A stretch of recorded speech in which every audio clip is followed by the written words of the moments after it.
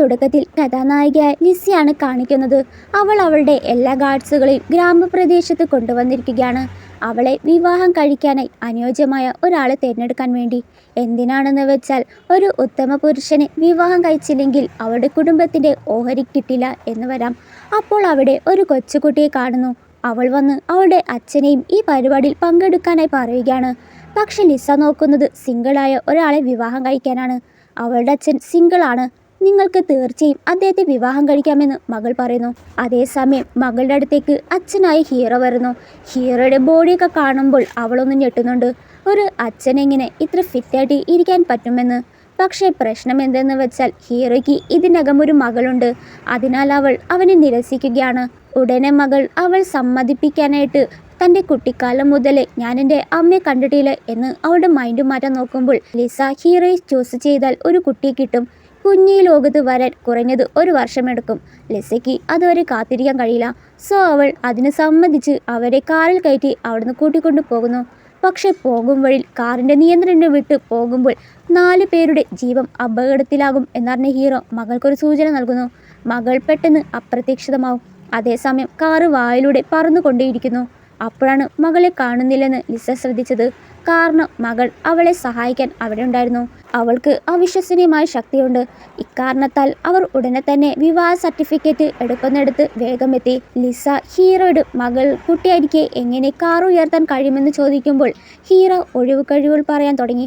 അപ്പോൾ അവിടെ വെച്ച് ഒരു വലിയ കോടീശ്വരൻ്റെ അസിസ്റ്റൻ്റായ മിസ്റ്റർ വാങ്ങിനെ കാണുന്നു. അയാളുടെ വിവാഹം കഴിഞ്ഞോ എന്നവൾ ചിന്തിക്കുന്നു. അപ്പോൾ ഒരു ഫ്ലാഷ് ബാക്ക് കാണിക്കുകയാണ്. ഹീറോ അവനോട് ആരെയും കൊല്ലരുതെന്ന് പറയുകയും നിർദ്ദേശിക്കുകയും ചെയ്യുകയാണ്. ഹീറോ സത്യത്തിൽ ആരാണെന്നറിയില്ല. ഐഡന്റിറ്റി വെളിപ്പെടുത്താതെ തന്നെ തുടരണം, എല്ലാം സുഗമമായി അവസാനിക്കണം എന്ന് പറയുന്നു. അങ്ങനെ അവർക്ക് വിവാഹ സർട്ടിഫിക്കറ്റ് കിട്ടുകയാണ്. അപ്പോൾ അവളുടെ അസിസ്റ്റന്റ് കമ്പനിയിൽ ചില കാര്യങ്ങൾ അവൾക്ക് വിശദീകരിച്ചു കൊടുക്കുന്നു.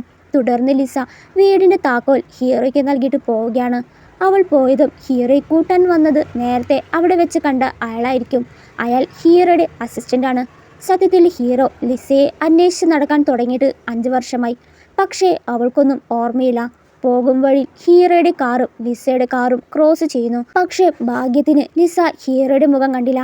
ശേഷം ലിസ കമ്പനിയിലെത്തുമ്പോൾ അവൻ്റെ കസിൻ അവനെ കാമുകിയുമായി സൊള്ളിക്കൊണ്ടിരിക്കുകയാണ്. അത് കാണുന്ന ലിസ ദേഷ്യപ്പെട്ട് ഓഫീസ് സൊള്ളാനുള്ള സ്ഥലമല്ല, അവൻ്റെ കാമുകിയാണെങ്കിൽ പ്രഗ്നൻറ്റും. പക്ഷേ അത് കള്ളമായിരിക്കും. അവന് സ്വത്തുക്കൾ വാങ്ങാൻ വേണ്ടിയാണ്. ഇവിടെ ഹീറോ വരുമ്പോൾ വീടിനകത്ത് ദുഷ്ടശക്തികൾ എല്ലാം ഉണ്ടെന്ന് മനസ്സിലാവുകയും അതിനെല്ലാം നിഷേധാത്മകമായി ആ വീട്ടിൽ നിന്ന് പുറത്താക്കുന്നു. വീടൊക്കെ വൃത്തിയാക്കി വെക്കുന്നു. ഇവിടെ ലിസയ്ക്ക് നല്ലോണം അറിയാം കുടുംബ സ്വത്തിന് വേണ്ടിയാണ് ഇവനിങ്ങനെയൊക്കെ നാടകം കളിക്കുന്നതെന്ന്. അതുമായി ലിസയും കസിനും വഴക്കുണ്ടാക്കുകയും ആ സമയത്ത് കസിൻ അവളെ തള്ളിയിടുന്നു. അപ്പോഴേക്കും ഹീറോയും മകളും എത്തി ലിസയെ പിടിക്കുകയാണ്. ഹീറോയും മകളെയും അവനവൻ്റെ മുന്നിൽ തൻ്റെ ഭർത്താവാണെന്നും മകളാണെന്ന് പറയുമ്പോൾ കസിനെട്ടി. അവളുടെ അമ്മയെ ഉപദ്രവിച്ചതിന് അവളുടെ പവർ യൂസ് ചെയ്ത് അവനെ തന്നെ കൊണ്ട് അടിക്കുകയാണ്. അങ്ങനെ ഹീറോ അവളുടെ വീട്ടിലേക്ക് കൊണ്ടുപോകുന്നു. കുറേ നാളുകൾക്ക് ശേഷമാണ് ഈ വീട്ടിൽ അവൾ കയറുന്നത്. അവളുടെ അമ്മയും അച്ഛനും പോയതിനു ശേഷം അവൾ ഇവിടെ വരുന്നത് ഇതാദ്യമായിട്ടാണ്. ഹീറോ അവൾക്ക് വേണ്ടി എല്ലാ പലവിധ ഭക്ഷണങ്ങളും പാചകം ചെയ്തു വെച്ചിരിക്കുന്നു. അന്നേരം അവളുടെ അസിസ്റ്റന്റിൽ നിന്നൊരു കോള് വരുന്നു. ഹീറോ താമസിച്ചിരുന്ന ഇടമൊക്കെ അവളുടെ അസിസ്റ്റന്റ് അന്വേഷിച്ചു. അവരുടെ ഐഡന്റിറ്റി പൂർണ്ണമായി ശൂന്യമാണ്. അത് വെളിപ്പെടുത്താനേ കഴിഞ്ഞിട്ടില്ല. സു എന്ന ഈ കുട്ടിയുടെ ജനന സർട്ടിഫിക്കറ്റും വ്യാജമാണ്. ഇക്കാര്യം ഹീറോയോട് ചോദിക്കുമ്പോൾ ഹീറോ ഒന്ന് ഞെട്ടി. എങ്കിലും അവളെ വിശ്വസിപ്പിക്കാനായിട്ട് ഞാനിവിടെ വെറുമൊരു ഗ്രാമീണനാണ്, എൻ്റെ പശ്ചാത്തലമോ ചരിത്രമോ ആർക്കാണ് പറയാൻ കഴിയുക എന്ന് പറയുന്നു. പക്ഷേ അവളുടെ സംശയങ്ങൾ കൂടുതൽ ശക്തമായി. മകളും അമ്മയുടെ മൈൻഡ് മാറ്റാനായി, അമ്മേ, എൻ്റെ ജീവിതത്തിൽ ഇത്രയും വലിയ ഒരു വീട് ആദ്യമായിട്ടാണ് കാണുന്നത്. എന്തായാലും അവൾ ഇതൊക്കെ പറയുന്നതെല്ലാം നുണയാണ്. ശേഷം ലിസ കുളിക്കാനായി പോകുമ്പോൾ മകൾ മനഃപൂർവ്വം ബാത്റൂമിൽ കയറി ലിസയ്ക്ക് ഒരു മസാജൊക്കെ ചെയ്തു കൊടുക്കുന്നു. അപ്പോഴേക്കും ഹീറോ എത്തുകയാണ്. അച്ഛൻ വന്നത് മകൾ അവിടുന്ന് മാറി. ലിസ മകളാണെന്ന് കരുതി മകളുടെ കൈയൊക്കെ തൊട്ട് നോക്കുമ്പോൾ നിന്റെ കൈകൾ എങ്ങനെയാണ് ഇത്ര കടുപ്പമുള്ളതും നീളമുള്ളത് ആയതും നോക്കുമ്പോഴാണ് ഹീറോ അവളുടെ കൈ ക്ഷീണിച്ചുകൊണ്ട് അവൾ പോയി. അതുകൊണ്ടാണ് ഞാൻ വന്നെന്ന് പറഞ്ഞതും ലിസ അവനെ കിസ് ചെയ്യാനായി പോയി അവനോട് കൂടുതൽ അടുക്കുന്നു. ശരിയായ സമയമല്ലെന്ന് ഹീറോയ്ക്ക് അറിയാമായിരുന്നു. അതിനാൽ അവൻ അവളെ തടഞ്ഞ് അവളുടെ നെറ്റിൽ ചുംബിച്ചിട്ട് പിന്നെ അവിടുന്ന് പോയി. പിറ്റേന്ന് രാവിലെ പോലെ തന്നെ ലിസയുടെ ഉള്ളിലെ എല്ലാ നെഗറ്റീവ്സും കഴുകിക്കളയാനായിട്ട് ഹീറോ സോപ്പും ആവശ്യ സാധനങ്ങളെ ചേർത്ത് തയ്യാറാക്കിയ ഭക്ഷണം ലിസയ്ക്ക് കൊണ്ടുവന്ന് കൊടുക്കുന്നു. അവൻ്റെ ഈ മാറ്റങ്ങൾ കാണുമ്പോൾ അവൾ ചിന്തിച്ചിരിക്കുമ്പോൾ ഹീറോ പറയും, വിഷമിക്കണ്ട, ഇതൊന്നും കൂടാതെ എൻ്റെ പ്രകടനങ്ങൾ വളരെ മികച്ചതാണ്. ശേഷം ലിസ ജോലിക്ക് പോകുമ്പോൾ സമയത്ത് അവൻ്റെ അസിസ്റ്റന്റ് വീട്ടിലേക്ക് വരികയാണ്. ഒരു സ്പെഷ്യൽ ബോളും കൊണ്ടുവന്ന് ഹീറോയ്ക്ക് കൊടുക്കുന്നു. അതിൽ ഹീറോയുടെ ഒരു തുള്ളി രക്തമൊഴിക്കുകയാണ്. ഇവിടെ ഇവൾ കാറിനടുത്ത് എത്തുമ്പോഴാണ് അറിയുന്നത് എന്തോന്ന് വീട്ടിൽ മറന്നു വെച്ചിട്ടുണ്ടെന്ന് മനസ്സിലാവുകയെ നേരെ വീട്ടിലെത്തിയതും ഒരു വലിയ വെളിച്ചം കാണുന്നു. അന്നേരം അവൾക്കൊരു കോൾ വരുന്നു. ഏതാനും ദിവസങ്ങൾക്കുള്ളിൽ അവളുടെ മുത്തശ്ശൻ്റെ ജന്മദിന പാർട്ടിയാണ്, അവിടേക്ക് ക്ഷണിക്കുകയാണ്. ഇവിടെ ലിസ വരുന്നുണ്ടെന്ന് അറിഞ്ഞ ഹീറോ അസിസ്റ്റന്റിനെ അവിടുന്ന് വേഗം മാറ്റി ഒന്നും അറിയാത്ത പോലെ മകൾക്ക് ബുക്ക് വായിച്ചു കൊടുക്കുന്നു. അകത്തേക്ക് വന്നതും അവൾ ഹീറോയോട് ഇവിടെ എന്തെങ്കിലും കുഴപ്പം ശ്രദ്ധിച്ചായിരുന്നോ എന്ന്. ഹീറോയും മകളും ഒന്നുമില്ലല്ലോ എന്നതായിരിക്കും പറയുക. അപ്പോൾ ഹീറോയുടെ വയറ്റിൽ പന്ത് തിളങ്ങാൻ തുടങ്ങി. അത് കണ്ട ലിസ ഞെട്ടിപ്പോയി. ഹീറോ തൻ്റെ ശക്തികൾ ഉപയോഗിച്ച് അത് അദൃശ്യമാക്കുന്നു. ശേഷം ലിസ ഹീറോയോട് തൻ്റെ മുത്തശ്ശൻ്റെ പാർട്ടിയാണ് വരുന്നത്, തീർച്ചയായും നിങ്ങൾ രണ്ടുപേരും എന്നോടൊപ്പം വരണം, കാരണം നമ്മളൊരു കുടുംബം പോലെയാണ്. ലിസ ഇപ്പോഴും അപകടത്തിലാണ്, അതുകൊണ്ട് നമ്മൾ വേണം സംരക്ഷിക്കാൻ എന്ന് ഹീറോ മകൾക്ക് പറഞ്ഞു കൊടുക്കുകയാണ്. അങ്ങനെ അവളുടെ മുത്തശ്ശൻ്റെ പാർട്ടിയിൽ പോകുന്ന സമയത്ത് മിസ്റ്റർ കിമ്മിൻ്റെ ക്ഷണം കത്ത് ലിസയുടെ വീട്ടിലെത്തുന്നു.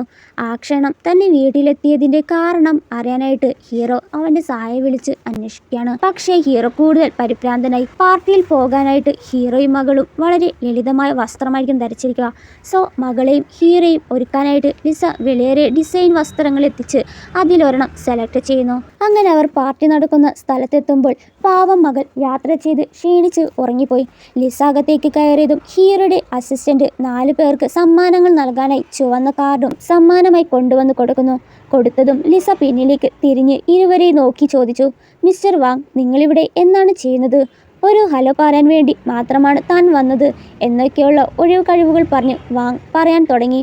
അപ്പോഴേക്കും ലിസയുടെ കസിനും കാമുകിയും വാനെ കണ്ടതും ലിസയെ തട്ടി മാറ്റി. ലിസയ്ക്ക് അതിൽ ദേഷ്യമൊന്നും തോന്നിയില്ല. വാൻ അവരെ അവഗണിച്ച് അവിടെ നടന്നുപോയി. പക്ഷേ അവൾ ഇതിലും ലിസയാണ് കുറ്റപ്പെടുത്തുന്നത്. ഒരു കാട്ടുമൃഗത്തെയാണ് കൊണ്ടുവന്നിരിക്കുന്നത്. ഇവിടുത്തെ ക്ലർക്കുകൾക്ക് അവനെ അംഗീകരിക്കാം, പക്ഷെ നമ്മളെപ്പോലുള്ളവർ അംഗീകരിക്കോ എന്ന് മകൾക്ക് മുന്നിൽ വെച്ച് അമ്മയും അച്ഛനെയും കളിയാക്കി പറയുമ്പോൾ അവൾ അവിടെ ഉണ്ടായ ഫിഷ് ടാങ്ക് അങ്ങോട്ടേക്ക് കൊണ്ടുവന്ന് അവളുടെ മേലിൽ ഒഴിക്കുന്നു. എന്നിരുന്നാലും അവൾ അടങ്ങിയില്ല. മകളെയും കുറ്റപ്പെടുത്തുമ്പോൾ ലിസ അവൾക്കൊരെണ്ണം പൊട്ടിച്ച്, എൻ്റെ മകളോടോ ഭർത്താവിനോടോ എങ്കിലും മര്യാദയ്ക്ക് സംസാരിച്ചില്ലെങ്കിൽ ഈ പാർട്ടി നിന്നെ പുറത്താക്കുമെന്ന് പറയുന്നു. ശേഷം ഇവൾ പാർട്ടിയിൽ വെച്ച് ഒരു കോഴിയെ കാണുകയാണ്. ആ കോഴിയെ അവിടുത്തെ സ്റ്റാഫ് കൊല്ലാം എന്ന് കരുതി അതിനെ രക്ഷിക്കാൻ ട്രൈ ചെയ്യുകയാണ്. അതേസമയം അവിടെ ആ കോഴി അന്വേഷിക്കുകയാണ് ഈ മുത്തശ്ശൻ ദൈവത്തോട് പരാതിപ്പെടുകയാണ് അവർ മുത്തശ്ശൻ്റെ കോഴിയെ കൊണ്ടുപോയെന്ന്. അത് കേട്ട് വന്നവൾ നേരെ ആ കോഴി മുത്തശ്ശൻ്റെ കയ്യിൽ കൊടുക്കുന്നു. മുഖം കണ്ട മുത്തശ്ശൻ അല്പം അത്ഭുതപ്പെട്ടു. കാരണം ലിസ കുട്ടിയായിരുന്നപ്പോൾ എങ്ങനെയായിരുന്നോ അതുപോലെയായിരുന്നു ഇവളും. അവളോട് പാരൻസിനെ കുറിച്ച് ചോദിക്കുമ്പോൾ ഒന്നും പറയാതെ അവൾ അവിടെ ഓടിപ്പോയി. പക്ഷേ അതിലും ബുദ്ധിമാനായ മുത്തശ്ശൻ അവളുടെ ഒരു മുടിയുടെ സാമ്പിൾ എടുത്തിട്ട് നേരെ പരിശോധിക്കാനായി അയക്കുന്നു. അങ്ങനെ പിറന്നാൾ പാർട്ടി ആരംഭിക്കുകയാണ്. എല്ലാവരും സമ്മാനങ്ങൾ നൽകുന്നു. ഹീറോ ആരും കാണാതെ മുകളിലിരുന്ന് എല്ലാം നിരീക്ഷിക്കുന്നുണ്ടായി. സമ്മാനങ്ങൾ കൊടുക്കുന്നിടെ ആ ലേഡി പ്രഗ്നന്റ് ടെസ്റ്റ് കാണിക്കുകയാണ്. കുടുംബത്തിൻ്റെ അടുത്ത പിൻഗാമി വരാൻ പോകുന്നു. ലിസയുടെ ഗിഫ്റ്റ് തുറക്കുമ്പോൾ അതിൽ പ്രത്യേകിച്ചും ഒന്നുണ്ടാകില്ല. അത് കാണുമ്പോൾ കസിനും കാമുകിയും ലിസയെ കുറ്റപ്പെടുത്താനായി തുടങ്ങി. എന്നാൽ ഓരോരുത്തർ കൊണ്ടുവന്ന ഗിഫ്റ്റ് എല്ലാ സ്റ്റാഫായിരിക്കും സൂക്ഷിക്കുക. അപ്പോൾ സ്റ്റാഫിനെ വിളിച്ച് സത്യം പറയാനായി ആവശ്യപ്പെട്ടു.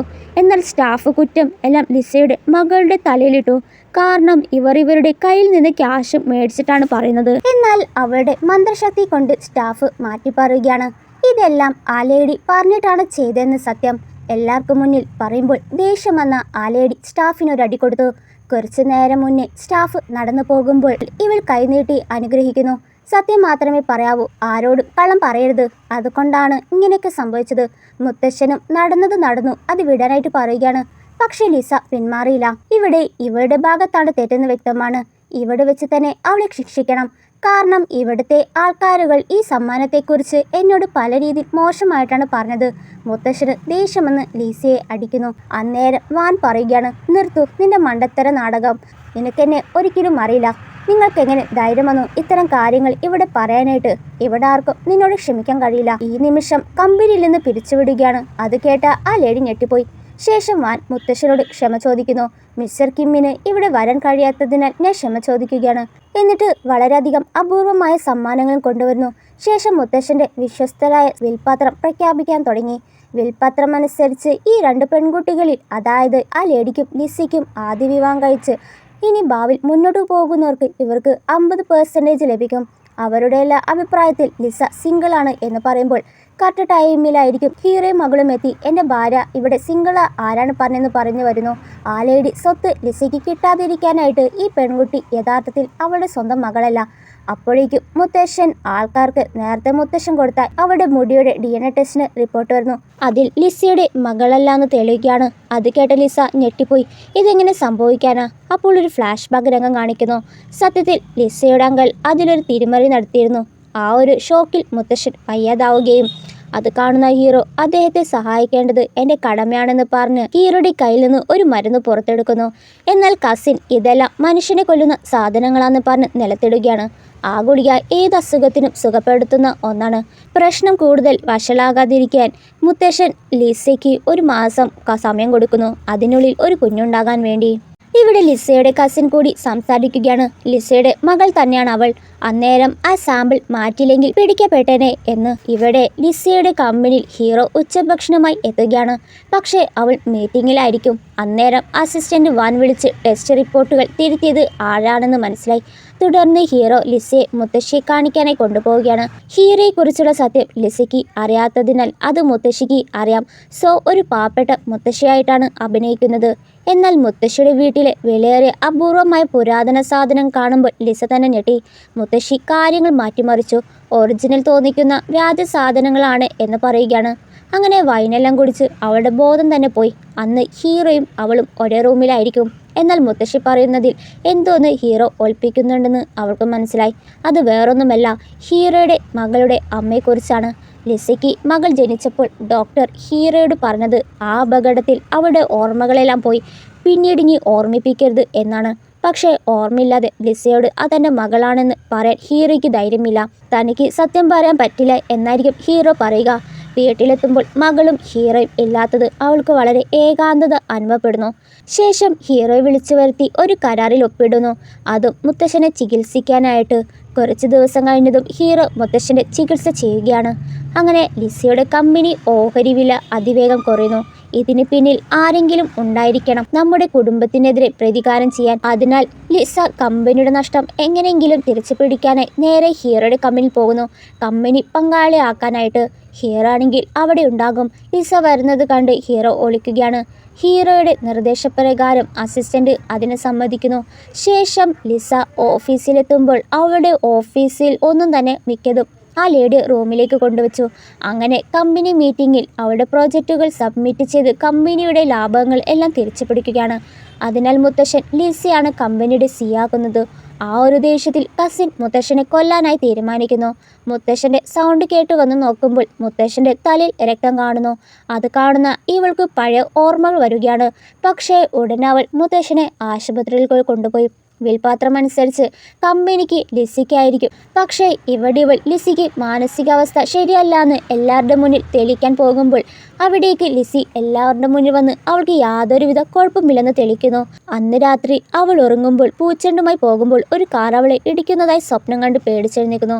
പിറ്റേ ദിവസം അവളൊരു കുഞ്ഞിന് ജന്മം നൽകിയ റിപ്പോർട്ട് അവൾക്ക് ആശുപത്രിയിൽ നിന്ന് കിട്ടുകയാണ്. അത് കേൾക്കുമ്പോൾ അവളും ഷോക്കാവുന്നു.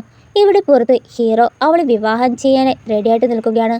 ലിസ വന്നതും പ്രപ്പോസ് ചെയ്യുമ്പോൾ ഗൗരവത്തിലായിരിക്കും. ഹീറോയ്ക്ക് ആ ടെസ്റ്റ് എല്ലാം അവനോട് കാണിച്ച് ഇത് എന്താണെന്ന് ചോദിക്കുകയാണ്.